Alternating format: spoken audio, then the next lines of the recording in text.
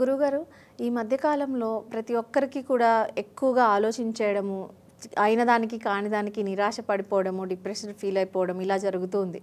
అయితే మనకి ఉన్న ప్రాచీన గ్రంథాలు ఏవైతే మీరు అన్నారో, మనకి మహాభారతం కావచ్చు, భాగవతం, రామాయణం, వీటిల నుంచి ఒక మనిషి నిరాశలో ఉన్నప్పుడు తెలుసుకోవలసినవి, పాటించవలసినవి లక్షణాలు ఏంటంటారు?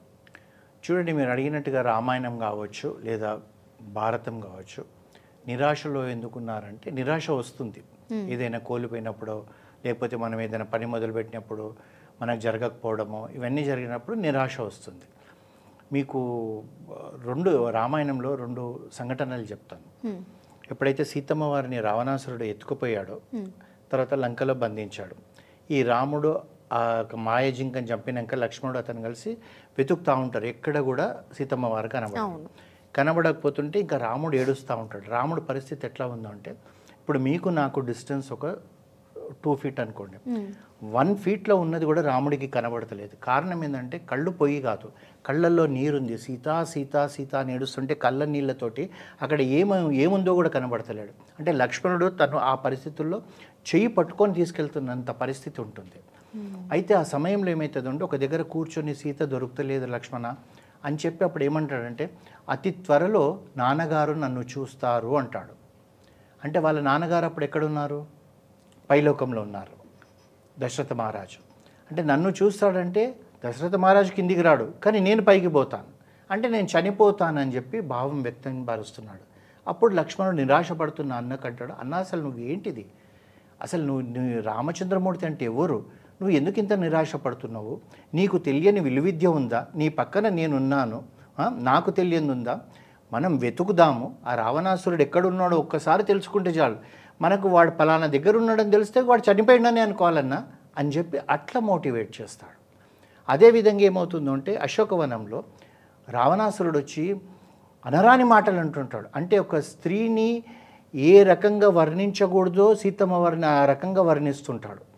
అంటే వర్ణనాన్ని కూడా తప్పుగా తన మాటలు అంటుంటాడు సీతను. నువ్వు ఇలా నన్ను పొందితే ఇదవుతుంది అదవుతుంది, ఎందుకు వ్యర్థం చేసుకుంటావు నీ అందాన్ని, ఈ మాదిరిగా నువ్వు మానవ స్త్రీవే, ఇట్లాంటి రకరకాలుగా ఆమెను మనసులో బాధ పెడుతుంటే, అదే సమయంలో హనుమ చెట్టు మీద కూర్చొని ఇవన్నీ వింటుంటాడు. రావణాసురుడు ఏమవుతుందంటే, వాడు అని పోయేటప్పటికి వాడు ఒక చిన్న భార్య ఉంటుంది. ఆవిడ అంటుంది, రావణ ఎందుకు ఈ మానవ స్త్రీ గురించి నువ్వు ఆలోచిస్తావు?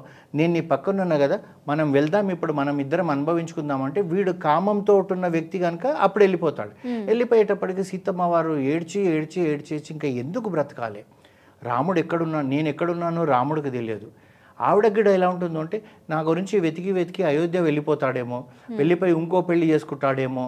ఎందుకంటే రామాయణం అంతా హ్యూమన్ సైకాలజీ. ఇప్పుడు మనం ఎట్లా ఆలోచిస్తామో వాళ్ళు ఆలోచిస్తారు. మనం ఎప్పుడు రామాయణంను దేవుడి కథగా చదవకూడదు, మానవుడి కథగానే చదవాలి. ఆవిడ ఇవన్నీ ఆలోచించుకుంటే ఇక నేను బ్రతకడం ఎందుకు, మరి చనిపోవాలంటే ఎట్లా చనిపోవాలి? ఆవిడ కురులు పెద్దగా ఉంటాయి, ఆ కురులనే మెడకు చుట్టుకొని ఊరేసుకోవాలనుకుంటుంది అనమాట.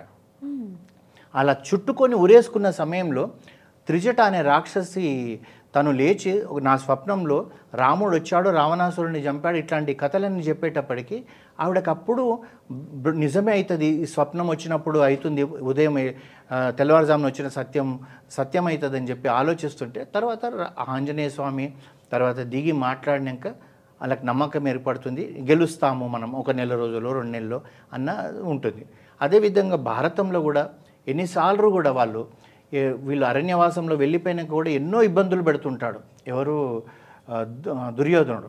ప్రతిసారి నిరాశ వచ్చినప్పుడు ఆ కృష్ణుడు వచ్చేసి, వీళ్ళని మీరు నిరాశ చెందకండి, ధర్మం మీ పక్కన ఉంది, మీరు అనుభవించండి అంటాడు. అయితే చాలామందికి ఏమన్నాం అంటే, కృష్ణుడే భగవంతుడు కదండి, పాండవుల దగ్గరకు వచ్చి 14 సంవత్సరాలు ఎందుకు వనవాసం 12 సంవత్సరాలు వనవాసం చేయాలి, మధ్యలోనే ఇలా తీసుకుపోయి యుద్ధం చేయొచ్చు కదా అంటారు. అది అధర్మం.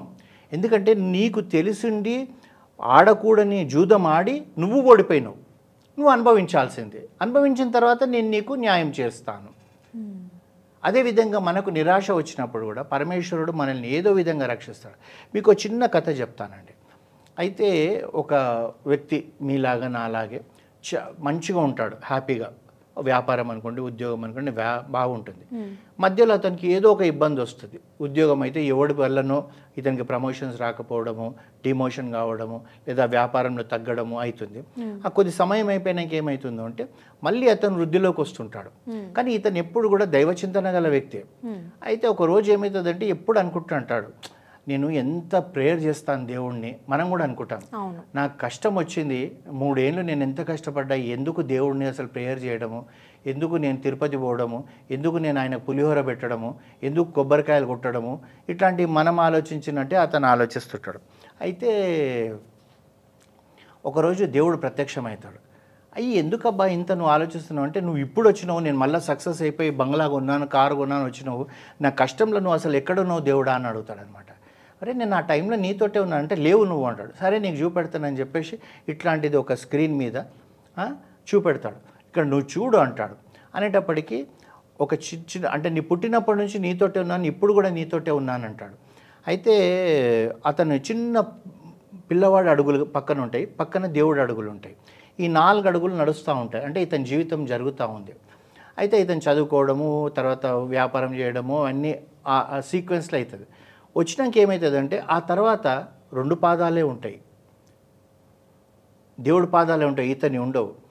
అంటే ఇతనికి కష్టం వచ్చిన టైంలో 4 years 5 years అది దాటిన తర్వాత మళ్ళీ 4 పాదాలు కనబడుతుంటాయి. అయితే ఇతను అంటాడు, చూసినావా ఈ మధ్యలో నేను కష్టాలలో నన్ను వదిలేసినావు, నువ్వు ఒక్కడే ఉన్నావు, నీ పాదాలే ఉన్నాయి అంటాడు. అంటే అప్పుడు దేవుడు చెప్తాడు, రే పిచ్చివాడా, నీకు కష్టం ఉందని నా 2 చేతులలో ఎత్తుకొని నువ్వు దాటించినరా అంటాడనమాట. అది ఈశ్వరుడు మనల్ని, ఈశ్వరుడు అనుకోండి, శ్రీమన్నారాయణుడు అనుకోండి, దుర్గామాత అనుకోండి, ఎప్పుడు చేయరండి. కారణం ఏంటంటే మనము మన కర్మ వల్ల ఆ ఫలాన్ని మనం పొందాలి. ప్రారబ్ధ కర్మ అంటారు. ఈ జన్మలోనే కావచ్చు, పోయిన జన్మలోనే కావచ్చు. చూడండి ఎంత మనకు మనసుకి ఇది తృప్తి కలుగుతుంది. ఈశ్వరుడు 2 చేతులలో నేను పిచ్చివాడా, నేను ఎత్తుకొని దాటించిన తర్వాత మళ్ళీ నువ్వు వృద్ధిలోకి వచ్చావురా, అప్పుడు నేనున్నాను, ఇప్పుడున్నాను, ఎల్లకాలం ఉంటాను అంటాడు. అది మనం నిరాశలో ఉన్నప్పుడు నిజమే మనకు సమయం, మనం అప్పుడు ఓపికతో ఉండాలి. ఆ సమయంలోనే ఎక్కువగా మనం దేవుడిని ప్రార్థించాలి, దేవుడిని నిందించకూడదు. అప్పుడు మామూలుగా మీకు సక్సెస్ఫుల్గా ఉన్న టైంలో ఒకసారి అష్టోత్తరం చదివితే, ఇప్పుడు అన్సక్సెస్ఫుల్ టైం ఉన్నప్పుడు సహస్రనామాలు చదవండి. ఈ విశ్వాన్ని సృష్టి ఇప్పుడు ఇంకొక విషయం చెప్తానండి. మనం తల్లిదండ్రులు ఉంటారు, మనకి ఏదైనా కావాలంటే వాళ్ళకు ఆ తాహతు లేకున్నా కానీ ఊరికే ఏడుస్తుంటే ఏం చేస్తారు, కొనిస్తారు కష్టమైనా సరే. అంటే నీకు అంత చనువు ఉంది నీ తల్లిదండ్రులని, మరి ఆ ఈశ్వరుడు దగ్గర కూడా నువ్వు అంత చనువుగా దగ్గరికి పోవాలి కదా, నీకు ఇచ్చేంత. నువ్వు ఎప్పుడో సంవత్సరానికి ఒకసారి స్వామి ఏమైందంటే ఆయన నువ్వు ఎవరు అంటాడు. నువ్వు ప్రతిరోజు కూడా శివ శివ శివ శివ ఓం నమ శివ అంటే వీడు ప్రతిరోజు బాధపడుతున్నాడు, వీడికి నేను ఏదో చేసేస్తానని మనకు మంచి చేస్తాడు. అదే మనకు నేర్చుకోవాల్సింది. చాలా చక్కగా వివరించారు గురుగారు, ధన్యవాదాలు.